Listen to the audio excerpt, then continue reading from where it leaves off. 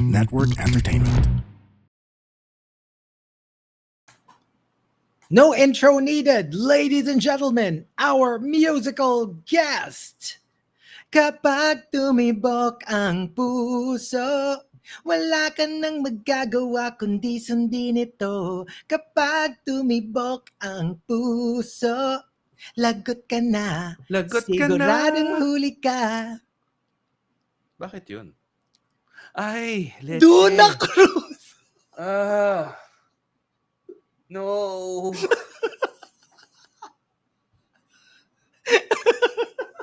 I'm in so much pain. Si Duna Cruz! I'm in so much pain. Kapag Alam mo yung tumibok. literally a split second after I asked, I was like, no. No. Why did you give him that power? No. No. Oh, pwede, meron pa isa. Like a virgin, touched for the very first time. Si Maduna. Maduna!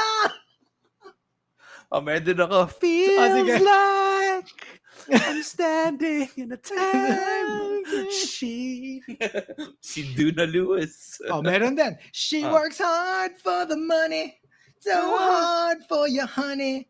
Sino ba kumanta niyan? Si Duna Summer. Ano? Ang daming Duna. Ang daming Duna. Yes. Clearly. There's a lot. Bakit All right. mo? I feel like such a failure. I know. After ko Sorry. matanong yun. But welcome to Only Fun. His name is Chico Garcia. And his name is Gino Killiamore. Welcome to Only Fun. Okay. I must say, I think you already know what we're going to be talking about. So obviously it's Duna. Duna. Hindi. Duna! Kasi may ganun, di ba? Duna! Huh? May exclamation point. Meron ba yung Yeah, title? the title has an exclamation point. So when you write it, it has to be Duna! Duna! Okay. All right, sure. Whatever. All right. Duna! So yun. Yung pag-uusapan natin Yun. na show today, yung Duna! Duna! Oh, ganun. I don't bobo. have the energy for this. Ang bobo. So okay, I feel like it's been a while since I could find a K-drama that I really wanted to get into. Oh! Yeah. And when I don't know what it is about this show. I'm not particularly attracted to Duna. Like the actress. Di ba natatawa ka na pag sinasabi ko na? Kasi parang Duna. Parang ako nabarok na Donna. Alam mo yung gano'n? Oo, di ba? Oh, si Duna. Yeah. So I'm not like I don't find her super chicks. I mean, she's attractive, but she's not really my type. You know what I mean? Yeah. And obviously the same could be said about the guy. Hindi ko rin naman sa type. Pero I don't know what it is. I maybe the fact that she's kind of like, she reminds me of people I dated. Alam mo yung parang yung medyo may sayad. Yung mga, actually, di ba yung mga nag-iossi lang siya, tapos parang ano bang trip nito, tapos di mo ako pinapansin, di mo ako kinakausap, ganyan, you think I'm a stalker, tapos next thing you know, parang, hey, you wanna have dinner with me? Parang it's so like, oh my God, like it's all my triggers. Alam mo yung ganun, it's like, such a Gino fantasy. I know, Oh it really my is. gosh, I It can't. really is. It's the whole like, wait, you didn't care about me. You didn't want to talk to me. You thought I was annoying or whatever. And then all of a sudden, now you're asking me to like have dinner with you or something. Like it just seems so, I don't know, close to life, I guess. So maybe that's why I like it. And then, so we have to give them context first, diba? So All basically, the story of Duna is basically this like pretty chinita morning radio show host who lives in Eastwood. Tapos, meron... Nag-iilusyon na naman po. Wait. Gino boy, wait lang. Let me get my gold-tipped black cigarette. I just need to like grab a couple of puffs and like... and I have to throw my trash and I have to segregate. Whatever. Baka pag tumambay ka doon sa taas ng bubong ng bahay, gininaw ka. Alam mo, lumabas yung arthritis mo. You wanna see my my socks? Yuck! My socks. na may toes. Yung, alam mo yung socks na may toes? You Yung want? binigay sa kanya sa hospital. Couldn't you have gotten normal socks? I cannot. Ano, di ba? That's the ano. Tapos merong this super guapo guy. Na yun. Tapos inano niya, pumunta siya sa Eastwood. Tapos, nagkataon nagyoyosi yung pretty DJ, no? From a morning show. Tapos, Bakit ka ba nag-iilusyon? Wake up! Wake up! So, hindi, pero yun nga. Tapos, okay, so si Duna is like, this is cute kasi it's K-pop. This is the real version na, So okay. parang This is the ano, true parang, version of... parang siyang, I mean, K-pop siya. So it's kind of weird because, like, for me at least, I think this is the first K-drama na ang character K-pop. star. Oo, gets. Yeah. Well, it's the two worlds, di ba, dito sa I Philippines. think we'll have to wait a little bit for that because it starts off as she's a K-pop star. Yes. Diba? Pero parang later on in the first episode, parang she does say something like, well, not anymore. Parang may ganun siya. Yes. Parang, I don't have anyone, blah, blah, blah. Basta parang, it's the typical, you know how they always depict K-pop stars as like, you know, they much like how we see celebrities. Yeah. Na parang, oh, wow, they must have like a really awesome life, you know, whatever. Tapos, first time you see her, alam mo yung clearly mukha siyang may problema yung mag-isa siyang nandun, nagyoyosi siya, may attitude problem siya, ganyan. Tapos parang she has no one to talk to and she passes out, like no next of kin, no family, no nothing. So it falls upon this probinsyano guy who moves to Seoul because he's studying there to basically help her out. And like, hindi, kasi kaya siya hinihimatay kasi nga namamroblema siya kung ano yung top 10 topic for the next day. Tapos so bilang eto na dumating na si ano. Can I share a little excerpt lang? Sige. So yesterday, I was actually at a Spotify event. Okay. Yeah, but you couldn't go to because you had an event. So it was in Palacio de Memoria. I saw some of our old friends, si Chris Chuper, yes, Nicole Ayala. Of course. Diba? They were like, oh, kumusta ka na? How is life like not doing the morning show? Sabi ko, I've never been better. Alam mo yung parang, I've never been happier. Ay nako, di ba ganyan din nga yung si ano, yung parang yun din yung di ba yung doon sa Duna, di ba? Yung kunyari pa si Richard Juan. Di ba kamukha ni Richard Juan? Yung guy. Actually, medyo. So, si Richard Juan, noong una parang nagagandahan siya kay Duna. Nung si Duna, makulit na, yung parang, can you please stop calling me? Stop calling me. You're such a stalker. Si Richard, So, biglang maya-maya, parang medyo na BV na rin si Duna na parang ayaw mo diwag. Hala. Maya-maya siya naman yung naghahabol na parang, hey, you wanna have ganunan sila, gets? Yung pag yung isa yung nangahabol, ayaw nung isa. Tapos pag yung isa naman yung nangahabol, yung isa naman yung ayaw. I'll defend that. Feeling ko si Guy just felt bad. It's not because like parang, I don't think it was because, at least for now, I don't think it was because na parang, oy, type ko rin siya. More of like, he just felt guilty. Na parang, hello. Yeah, that's how I see it. Di ba nung nagtututbrush siya, hinawakan pa niya yung chest niya na parang, Diyos ko, ano ba itong nararamdaman ko? Oh. Di ba guilt yun? Parang guilt yun. Hindi. Di ba yung matik na sila mag-kiss? Akala niya ikikiss siya. So, wait, saan to? Hindi yata episode 1 to. Ay, oo nga. Nasa 3 na kasi ako. Clearly. Medyo malayo na yung inabot niya. Kasi nga, gusto ko malaman. Gusto ko malaman kasi nga parang, yun nga. So, medyo namroblema siya. Kasi yung co-host ni Duna, yun, lumipat na dun sa kabilang station. Pinipilit talaga niya na. Bakit po pinipilit? Hindi po to story ni Chico Garcia. Ay, nako. Hey, what took you so long? I got lost. Huh? I got lost inside the mind of a genius. What? Can you imagine being at the center of 16 billion Da Vinci paintings through AI? It's like seeing what's inside Da Vinci's mind, The paintings are around you and above you and right through you. Oh, I can't explain it. The whole experience is trippy and wild and seriously amazing. You have to see it for yourself. Check out BGC Immersive Presents Wisdom of Da Vinci, a celebration of art, light, and technology. Get lost inside the mind of a genius. Use the code ONLYFUN150 to get a special discount when booking your tickets at bgcimmersive.com. No, but I think for me, that's what makes this the most.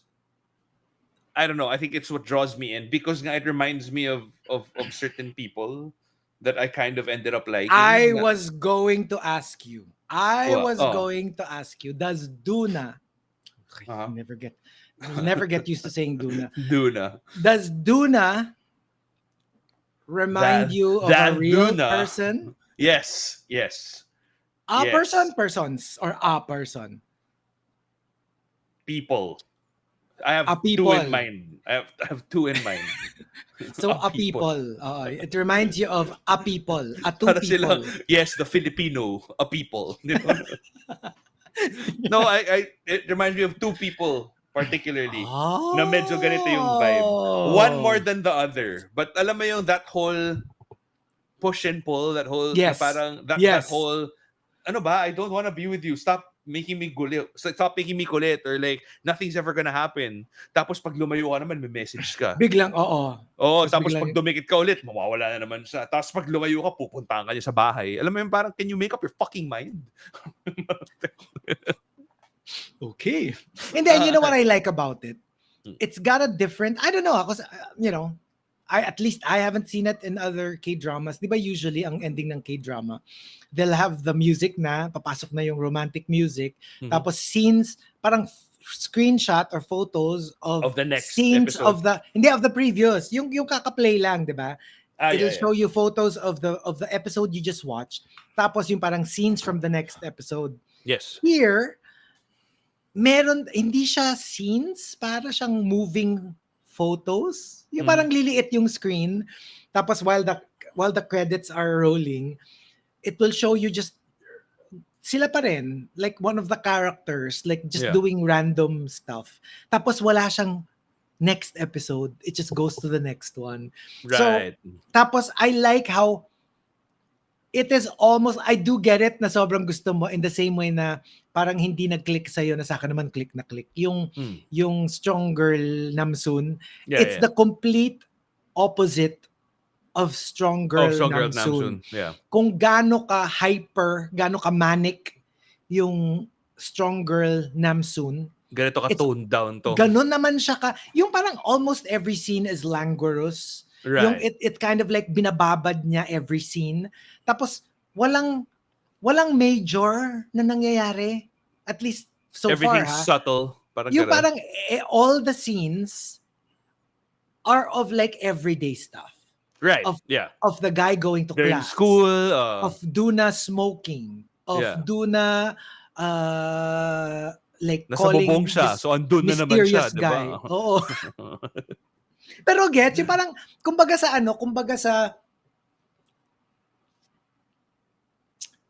sa dalawang tao, yung Strong Girl Namsoon, rough. Right. Yeah. Yung ito parang like gently caressing. Very understated tong si... parang just gently caressing you, barely binubulungan ka sa touching, tenga, ganyan. binubulungan ka sa tenga. Dun sa isa talagang dinidilaan yung tenga mo. Wait. I thought that was the comparison point here. Okay. One was like, ooh, come on, big boy. The other's like, blah, blah, blah, blah. I was kind of like gunning for like unspoken. But okay.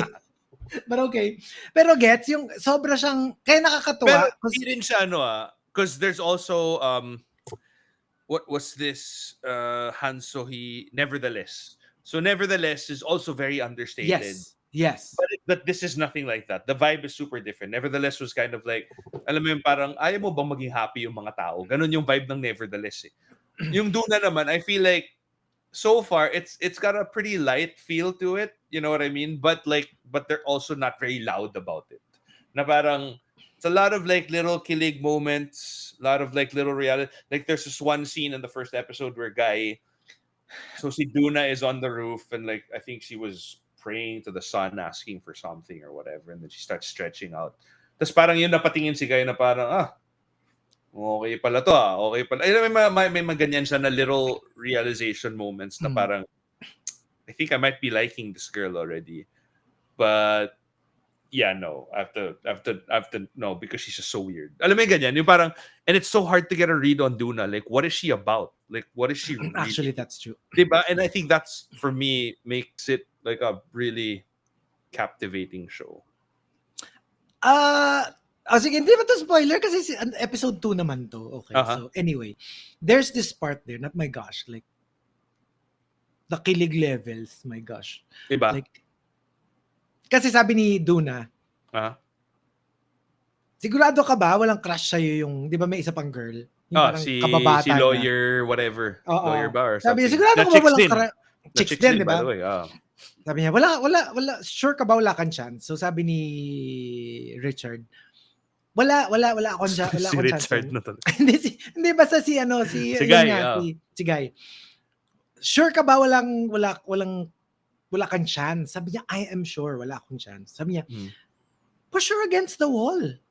Like yung iganon mo siya na, yung ganon mo na yung kamay mo naka Si Duna nagsabi nito. Si Duna, sabi niya kay Richard. Sabi niya, pag ginanon mo yung kamay mo, tapos tignan mo lang siya. Tignan mo lang siya. Like, wag mo siyang halikan, wag mo siyang, titigan mo lang siya.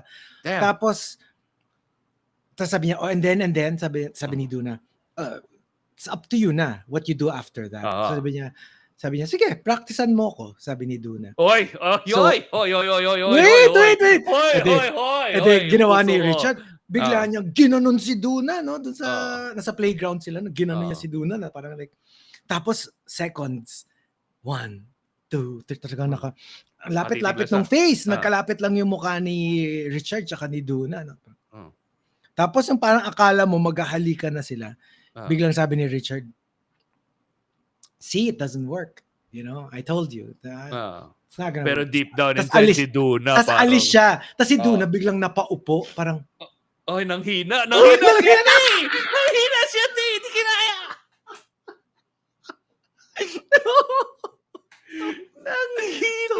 Nanghina siya.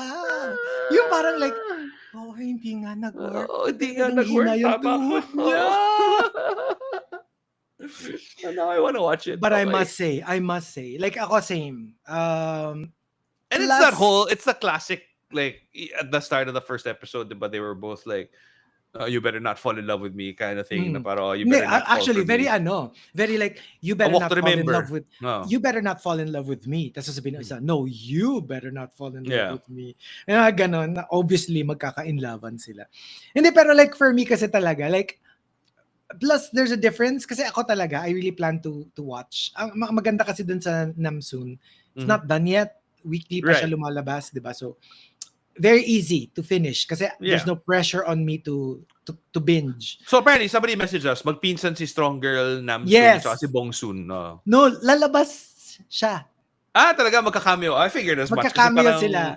Tapos parang it makes sense. Episode 4, yung dalawang bida sa Bongsoon lalabas dun sa nice. Okay. So it is like a Strong Girl cinematic universe. Plus, Namsoon is a full K-drama, which means it has 16 episodes. But this one is like a mini K-drama. It's 8 episodes lang. So you can finish it. Okay, so you can finish it. Okay. We can finish it in like a week, 2 weeks, you know. Right. Isa-isa, dalawa kayo. So, hello, pagkatapos may kwento sa akin yung nangyari dito sa episode 2 nito, malamang ito yung susunodin ko, di ba? Doon muna tayo sa tulakan. Ay nako. Pero yeah, like I just have a feeling na just like most K-dramas, ang dami pa niyang, you know, like for me K-dramas talaga are like artichokes. Yung ang dami niyang layers na unti-unting you know, tatalupan mo and you know, you'll get to the core of what the story is all about. Because up till episode 2 and a little bit of episode 3, I watched a little bit of episode 3. Parang hindi mo pa rin yung that guy na tinatawagan niya lagi. Hindi mo pa alam kung sino yun. Well, malalaman mo na by episode 2, more or less, kung sino siya. Okay. Pero you don't know bakit kayo may something. Papakita na yung face. Okay. Pero hindi mo pa rin gets na parang ano Bakit siya, sila tatawagan? either siya yung Manager, manager or something. Parang ganon, something like that. But you don't know like what's going on. Like tinatawagan niya pero hindi siya sinasagot. Tapos yung mom naman niya tumatawag sa kanya, siya naman ang hindi sumasagot. You know what there's it is? something here. There is something here. I just realized Duna is a broken girl. Diba? Like, she's always had like that whole parang, you know, Yes. at least from the start, it seems like I had a career, I had everything figured out, and then now wala na. Tapos parang like she can't figure herself out, like she has nobody. Yeah. And that's exactly what I was attracted to before. Na parang, diba? Na parang I had that whole What a Messianic loaded complex. statement. No, it's true. What a loaded statement. Yeah. So it just makes me realize that's why I'm so drawn to it, because that's exactly, you know, the kind of person that I would go for before. Mm. The broken people na parang, okay, you know what, I'm here to help fix you, but not knowing na nobody gets fixed unless they want to fix themselves. Knox. That's it. Knox. And you'll find out by episode 2. But does it stop you from trying? I know, right? Or from hooking up. Exactly. Hindi, tsaka malalaman mo by episode 2 that Duna is actually her last name. Oh. It's her last name. So Okay, her first ano yung name is first? Duncan. Dunkin Duna. Sabi na may kalokohan kasabay ito eh. Niisip ko na lang kung ano yun. Tapos, makikita mo by episode 2, iba na yung theme song. Ano na? Duncan Duna. May kapatid siya, si Prima, di ba?